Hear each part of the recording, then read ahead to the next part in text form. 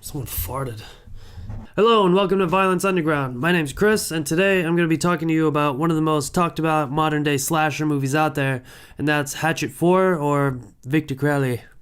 This guy. So for those of you who aren't familiar with the Hatchet series, it's basically about Kane Hodder, who plays Victor Crowley, an undying tortured spirit that lurks within the woods of Honey Island Swamp, and he massacres anyone that goes there.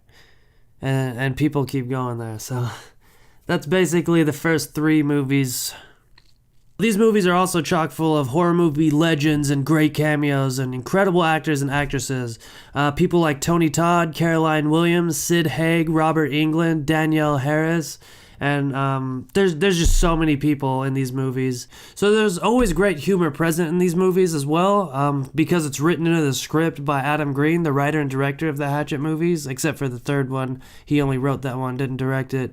But because it's written into the script, it's dispersed evenly throughout all the characters. We're not just relying on 1 or 2 people to be funny.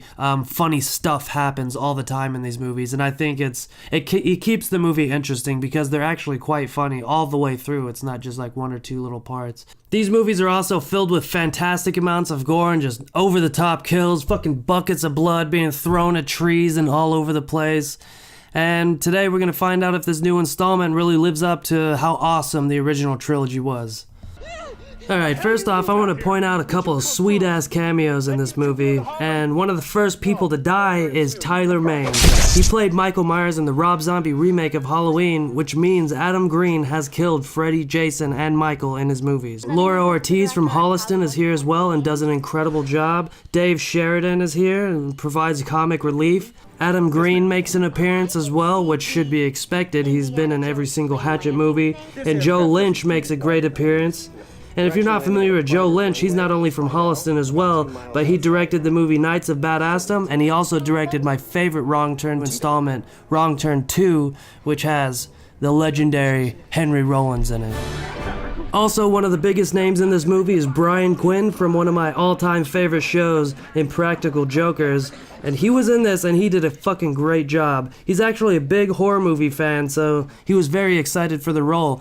Adam Green is not only a huge Impractical Jokers fan, but whenever he was actually writing the script, he wrote this character, Austin, to be a small part. But whenever he found out that Brian Quinn was going to play the role, he actually went back and wrote Austin a much larger part. Also, I want to point out that Bear McCreary did the score for this movie and Matthew Waters did the sound mixing. And if you're not familiar with these guys, Bear McCreary works on stuff like The Walking Dead and Agents of S.H.I.E.L.D., and Matt Waters works on Game of Thrones, and also worked on Red State and Blade 2. So the fact that these 2 heavy hitters in the industry would take their time to come work on this low-budget slasher film is fucking awesome. Perry Shen also returns for his 4th Hatchet movie. He was a supporting character in the first 3 films, and he finally gets a shot at being a lead in this one, and I think he did a phenomenal job.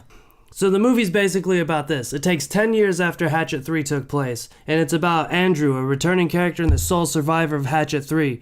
Everyone criticizes Andrew because he's the sole survivor of that massacre. Everyone thinks he killed everyone instead of Victor Crowley, you know? And so, he releases a book on his experiences in the swamp, and now everyone thinks that he's just trying to cash in on all the deaths of the people involved. So his manager tells him that she booked him $1 million gig, but the catch is he has to go back to the swamp and shoot some footage with some people, and he agrees for the money. And while he gets on the plane and starts heading towards the swamp, his plane crashes right into the condemned portion of the swamp. So he's stuck there, and at the same time, there's actually a group of young filmmakers out in the swamp who are recording a low-budget slasher flick, and they repeat the curse that actually turned Victor Crowley into the monster that he is today. So once they did that, they revived Victor Crowley. They go check on the airplane. Victor Crowley comes back to life. He finds everyone. Then, people die.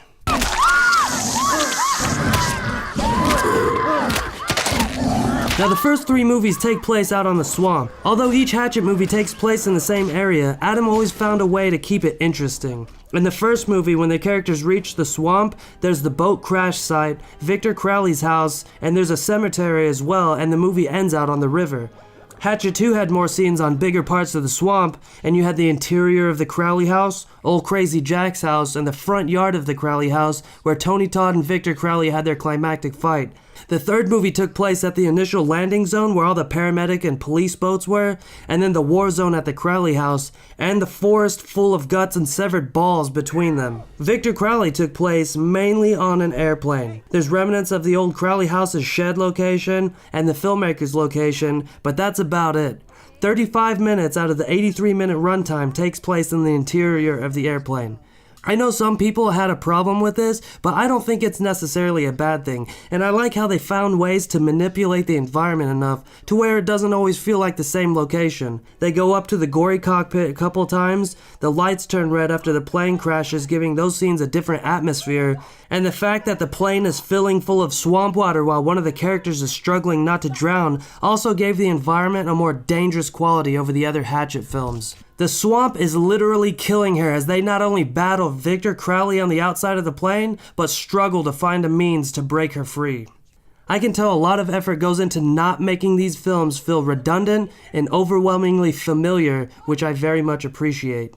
The cinematography was spectacular. There are some incredible establishing shots in this film, along with some of the longer takes, which I can tell Adam Green is fond of. Adam Green actually wanted to pretty much start the movie off with a long take, and he was going to hide some of the cuts by shaking the camera, and it was just going to be Kane Hodder chopping this lady into pieces, tearing her limb from limb in one shot.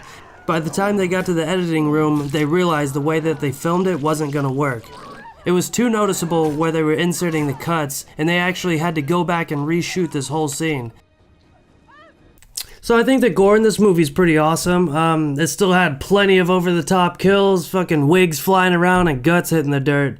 There is this one scene I do want to talk about though, and it's a long scene about this guy's penis. It's not about this guy's penis, but so Andrew's at a book signing, and this lady comes in, she's like, "Oh, will you sign my teats?" And he's like, "Oh yeah, sure." And so when she leaves, this big guy is like right behind her. He's like, "Hey, I probably just torrent your audio book, but hey, you want to sign this, boy?" And he pulls out his chode, and he's like, "Oh God, I don't want to sign this." He's like, "Come on, you a homophobe." And Adam gets like all these fucking shots of this fucking guy's dick. And it's Adam did that for a reason, actually, and it's kind of a play on how there's always gratuitous amounts of female nudity in horror movies, especially slashers. He gave you like a little bit of female nudity, and then there was just like multiple shots of this guy's dick. Adam said that there's actually a bunch of censored versions of this movie out there, and that scene specifically is heavily censored. But I just thought that was kind of funny and really gross too. It was Overall, I think this movie was fantastic, and I think it's a great addition to the Victor Crowley legacy. It was really impressive, especially for a slasher movie. I'm going to give this movie an 8 out of 10. And I recommend this movie to everyone who just loves having fun watching movies, likes gore, likes comedy, likes to laugh, likes to see all the cameos and Easter eggs and stuff. And if you're a big Adam Green fan, this is a movie that you should definitely not miss. Victor Crowley is classy, romantic, and is a great tale of family and vengeance. So, go watch it.